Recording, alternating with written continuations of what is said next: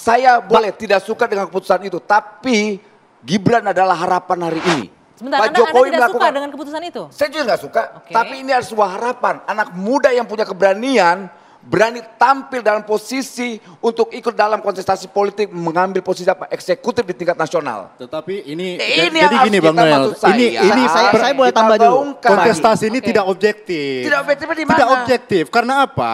Kita melihat yang mendapatkan manfaat terbesar dari keputusan yang dilakukan oleh majelis di Mahkamah Keputusan Konstitusi perkara itu 90. adalah Gibran itu, di mana kita Gibran melihat kenapa? secara sistem. Makanya kan saya katakan bahwa yang bobrok ini, yang terjadi saat ini adalah soal sistemnya.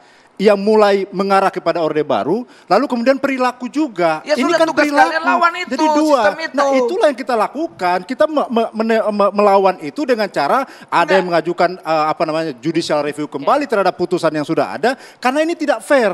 Permainan kita sekarang ini sedang tidak fair.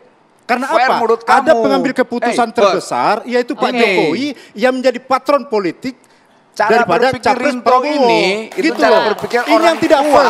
Seharusnya tua yang korup. kalau kita begitu mau akhirnya berpikirnya status Kalau, quo. kalau kita Coba mau kau kalau bertanding berpikir secara progresif, fair, Oke. kau Pak pasti akan Prabowo, mendukung namanya Prabowo Pak Gibran. Jokowi ini Bergantian. mundur Gagasan dulu ini dia penting. dari gelanggang. Bung Rinto. Supaya kita bertanding dengan Bung fair. Noel, Kita Bung tahu Rinto harapan sebentar. ini. Melakukan Pertama ketakutan, keduanya saya menganggap mereka-mereka ini seperti orang gila yang di pinggir jalan, yang ngoceh-ngoceh, kemudian nimpuk-nimpuk. Kita nggak mau melawan, tapi Oke. geli aja ngelihatnya. Sebentar, dianggap Gitu. ketakutan. Orang gila di pinggir jalan yang ngoceh-ngoceh. Ini boleh, Ismail ini dulu. gini Mbak Anggi, jadi Bang Noel pahami dulu. Aku setuju bahwa ini benar adalah sistem. Aku setuju itu. Itu yang aku mau. Kau Oke. bicara tentang sistem kita suka. Oke, sekarang begini. Apakah kurang ketika kita ngobrol tentang sistem, negara kita ini kan negara hukum. Ya. Dasar bernegara kita adalah Betul, hukum. Tetapi yang Setuju. terjadi akhir-akhir ini, kekuasaan ini akhirnya mengubah keputusan-keputusan hukum. Kekuasaan yang mana dulu? Kekuasaan pemerintah hari ini. Yang mana? Kau jangan salah menerjemahkan itu, Dinda. Itu tidak baik. Adanya keputusan hukum yang mengubah, menggolkan bagaimana salah satu cawapres masuk sebagai salah satu kandidat. Bukankah itu perubahan hukum? Ini Enggak, yang saya itu maksudkan kau jadikan sebagai- dasar untuk ini yang saya memframing maksudkan bahwa sebagai- gini. ini, bentar Bang Noel. Ini yang saya maksudkan bukan sebagai ketakutan, justru ini kekhawatiran kita, kemunduran demokrasi bagi kita generasi muda. Kira-kira seperti itu. Jangan sampai persepsi kita ke depan, ini kan digaungkan di kubunya Bang Noel bahwa sebentar bagaimana kemudian anak-anak muda diberikan ruang, tapi ternyata itu anak muda dengan privilege tertentu dan itu berdasar daripada keputusan MK yang jelas-jelas dari hasil keputusan MK kemarin ini adalah keputusan yang secara tidak langsung melanggar kode etik. Cuma pertanyaannya, dari 100 juta anak muda Indonesia, ada berapa sih kita yang punya privilege? Lalu kapan kesempatan itu diberikan kepada orang-orang yang ada di ujung timur dengan prestasi yang baik, dengan rekam jejak yang kompeten?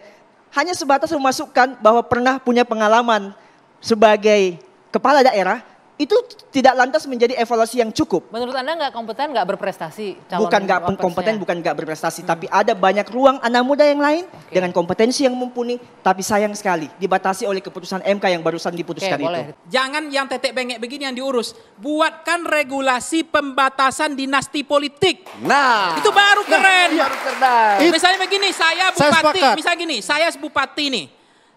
Saya harus jeda 5 tahun dulu baru anak saya boleh maju. Lapangan istrinya datang, jangan itu maju fair. dulu, 5 tahun 5 ya. tahun jeda Oke. dulu. Iya, saya itu sepakat. baru. Itu gagasan nggak? Gagasan nggak? Nah gagasan. Itu yang diurus MK, bukan urus anak presiden gitu loh. Tempel, coba tunjukkan Bang Anggi. Apa maunya Presiden Jokowi yang tidak teramini zaman sekarang? Coba.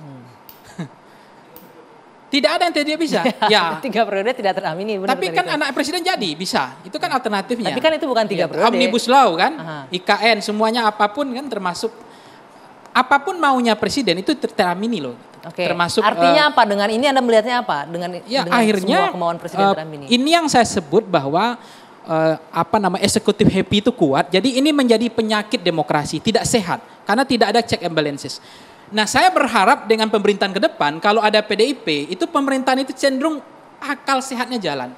Pemerintahan itu berimbang, check and balances seperti PSBY dikawal oleh PDIP. Jadi tidak semua hari ini saya jujur ya, saya apresiasi dari pemerintahan Pak Jokowi ada. Tapi yang paling buruk kalau dari penilaian orang luar, capture zoom-nya, orang menilai Indonesia itu hanya 2 saja dari luar itu. Demokrasi, penegakan hukum, itu saja. Meskipun ekonominya bagus, orang luar negeri itu masa bodoh Mbak. Tapi kalau dua ini penyakit, nggak sehat, itu jadi problem. Data saya kan menunjukkan, ini survei saya 2 Agustus kemarin.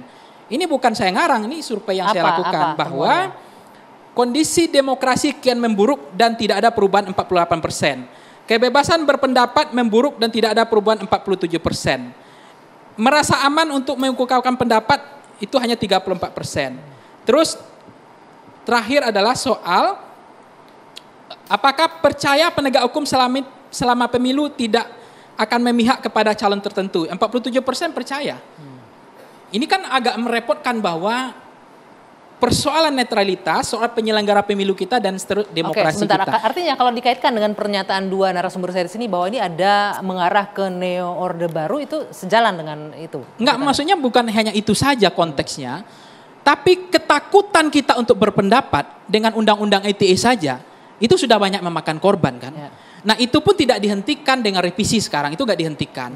Siapapun bisa menunggu waktu saja Mbak, siapapun bisa korban, apalagi kasusnya sudah banyak. Nah sekarang ada nggak kekhawatiran orang cemas nggak untuk mengungkapkan pendapat? Itu kan ada ancaman itu. Ketua DPP PDI Perjuangan, Puan Maharani, diteriaki relawan soal Orde Baru Reborn kala meresmikan kantor TPD Ganjar Mahfud Jatim di Surabaya pada Sabtu 4 November 2023. Puan mengaku tak mau mengungkit masa lalu. Saat Puan memberi sambutan, ada relawan yang meneriaki Orde Baru Reborn untuk menyinggung situasi politik saat ini. Dalam sambutannya, Puan juga menyinggung soal Orde Baru Reborn. Usai acara, awak media mengkonfirmasi Orde Baru Reborn tersebut ke Puan. Dirinya berharap Orde Baru Reborn tidak terjadi lagi saat ini. Ya, kami tidak berharap bahwa akan terjadi seperti itu. Kita sudah tidak lagi melihat ke masa lalu, tapi kita melihat ke masa depan, yang mana berharap bahwa Indonesia bisa dipimpin oleh orang yang betul-betul memang dipilih rakyat, menjalankan amanah tersebut dengan sebaik-baiknya, jawab Puan. Sehingga Indonesia bisa menjadi lebih unggul daripada sekarang dan Indonesia bisa menjadi Indonesia yang memang mempunyai martabat dan harga diri di dunia internasional, imbuhnya.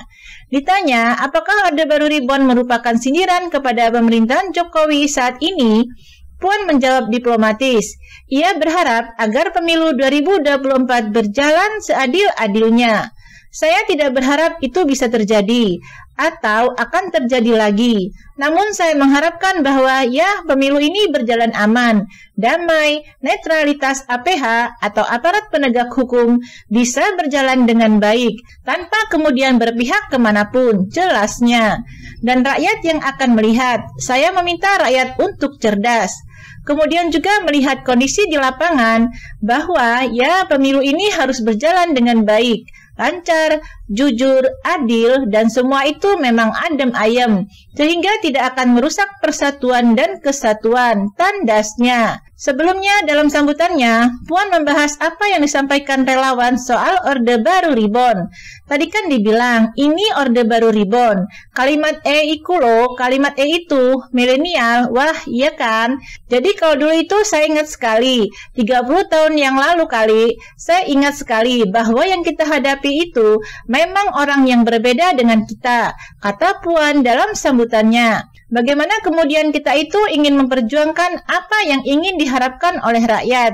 Jadi hadap-hadapannya jelas, siapa dia musuh kita, apa yang kita hadapi, bahwa kekuasaan yang sangat absolut yang kemudian rakyat itu tidak bisa ngapa-ngapain, tambahnya.